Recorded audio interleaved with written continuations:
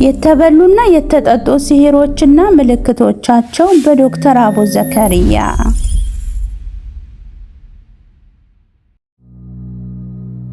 ይህ የቀልብ ዶክተር ድምጽ ነው። አልሐምዱሊላህ። ታካሚዎቻችን የሚድኑ በእኛ ኃይል እንዳይመስሎት፣ በአላህ ኃይል ብቻና ብቻ ነው።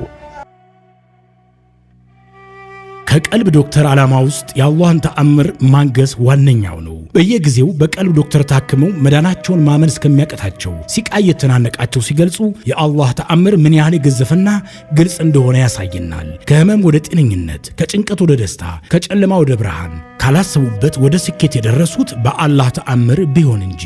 ልብ ለአላህ እጅ የሰጠና የተናነሰ ሲሆን ግልጽ ይሆናል። አላህም እንዲህ ይለናል፣ አላህን ትገነዘቡና በእርሱ ታምኑ ዘንድ በችሎታው ላይ ያስረጅ የሆኑ ግልጽ ተአምራቶችን ያሳያቸዋል። አልበቀራ። ኑ ባላህ ቃል ያላህን ተአምር እናግስ። ሕክምና ማግኘት ሲፈልጉ ይሄንን ሊንክ ይጫኑ።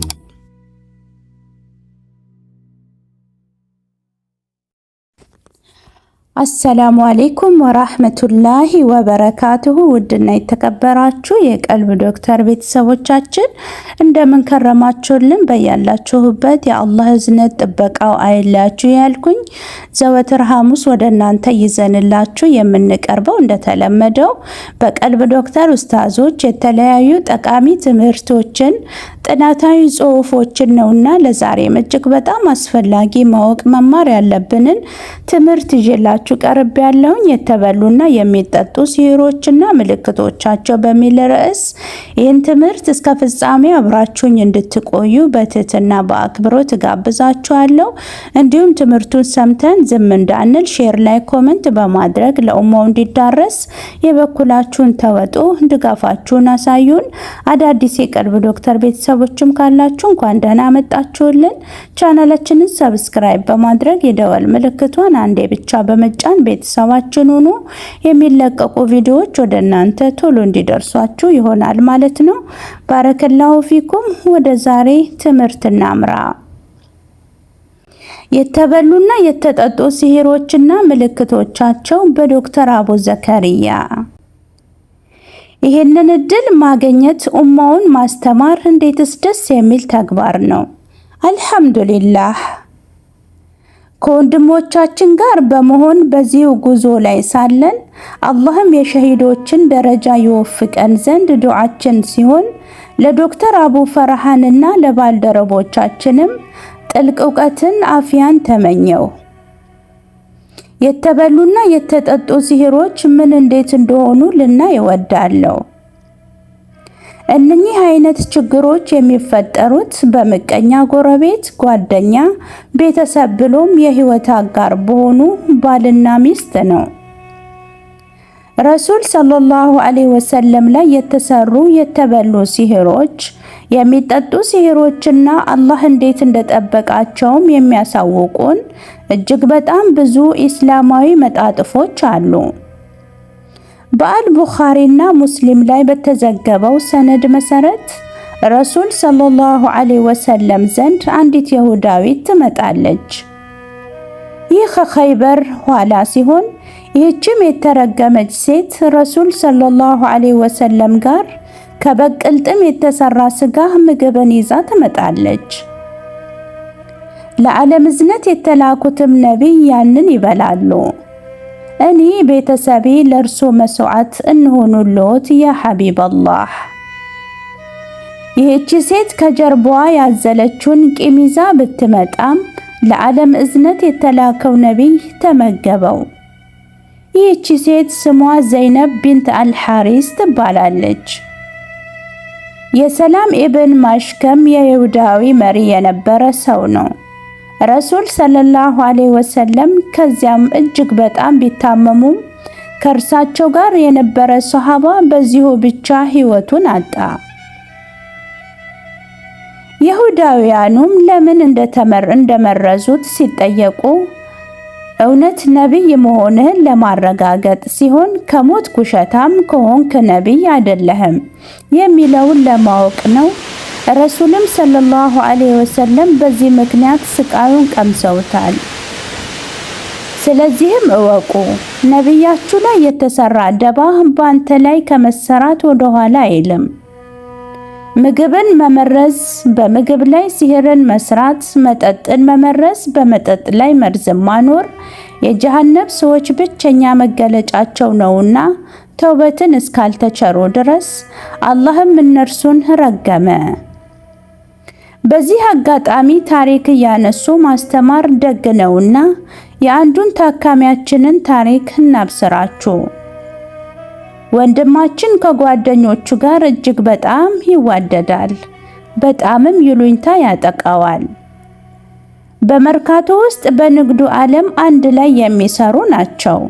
ሁሌ ምሳቸውን አካባቢው ባለ ኢስላማዊ ሬስቶራንት የሚመገቡ ናቸው። አንድ ወቅት ምግብ በልተው እርሱ እየጠጣ ያለውን ምሪንዳ ትቶ እጅ ለመታጠብ ይነሳል። እርሱ ከርቀት ሆኖ ያየውን ማመን አቅቶታል። ጓደኞቹ ቶሎ ብለው በመጠጡ ውስጥ የሆነ ነገር ሲጨምሩበት አየ። ይህ ወንድማችን ሁላችንንም ሊያበሽቅ የሚችል ስራን ሰራ። እንደርሱ አባባል ጓደኞቼ ስለማምናቸው ነው ይህንን ያደረኩት ሲል ነገረን። እነርሱ መጠጡ ውስጥ ሲጨምሩ ቢያያቸውም መቶ እያወራ እየተጫወተ እንዳለመጠጣት ትቶ እንደመውጣት ምሪንዳውን ጠጣው። በመጀመሪያ ጣዕሙ እንደተለወጠበት አውቋል። ለምንስ እንዲህ አደረጋችሁ ብለህ አልጠየካቸውምን ስንለው ይሉኝታ እንዳለበትም ብቻ ነበር የነገረን። ከዚያ በኋላ የተፈጠረው ታሪክ ነው። ጸጉሩ አንድ በአንድ ይነቃቀላል፣ ደም ያስቀምጥ ነበር። ንግዱ ግን ሊከስር አልቻለም ነበር። ይበልጥ በጣም የተጧጧፈ የንግድ ቦታ ሆነ። ታሪኩን የምታውቀው ሚስቱ ቦታውን ከሱ በላይ ቀጥ አድርጋ ያዘች። በእርሱ ላይም ኃይለኛ ነበረች። ወንድማችን ግን እቤት የሚውል ታማሚ ሆነ። መጀመሪያም ሲያናግረን ወደ ሆስፒታል እንዲሄድ መከር ነው። ሄዶም ሆስፒታል ምንም መፍትሄ እንዳላገኘ ሲያሳውቀን ቅድሚያ ሆዱ ሰውነቱ ትጥበት ያሻው ነበርና የሚጠጣውን እንዲያዘጋጅ በነገርነው መሰረት ያንን ጠጣ። ትውከቱ፣ ተቅማጡ እጅግ የሚያስፈሩ ትሎችን ጨምሮ ነበር የሚወጣው። ይህ ሰው ቀን ተቀን ሰውነቱ እየተመለሰ መጣ። አልሐምዱሊላህ። ይሁንና በውስጡ ያለው ሲህር አልወጣም። የሰጠነው መድኃኒት በሚጠቀምበት ሰዓት ሆዱ ይገላበጥ ነበር። አንድ ቀን ጠዋት ላይ ይህ ትምህርት ሳምንት ይቀጥላል።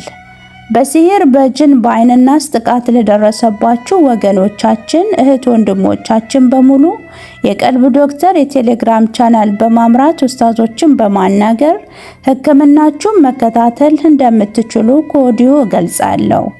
እነሆ ወደ እርሱ የሚሸሹ ሰዎችን አላህም ወደደ። ኑ ወደ ቀልብ ዶክተር፣ ኑ ወደ አፍያው መንደር፣ ኑ ወደ አላህ ሽሹ።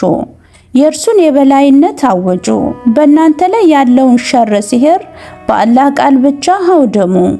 ጓደኝነትን እንጂ ምቀኝነትን የማይሰብክ ወደ አላህ መሸሽን እንጂ መኽሉቅ ላይ ጥገኝነትን የማይመክር ከመጥፎ ሱሶች፣ ስሜቶች፣ ከጭንቀት፣ ከጥበት የሚከላከላችሁን ቁርአንን መድኃኒታችሁ ወደ ልባችሁ አቅርቡ።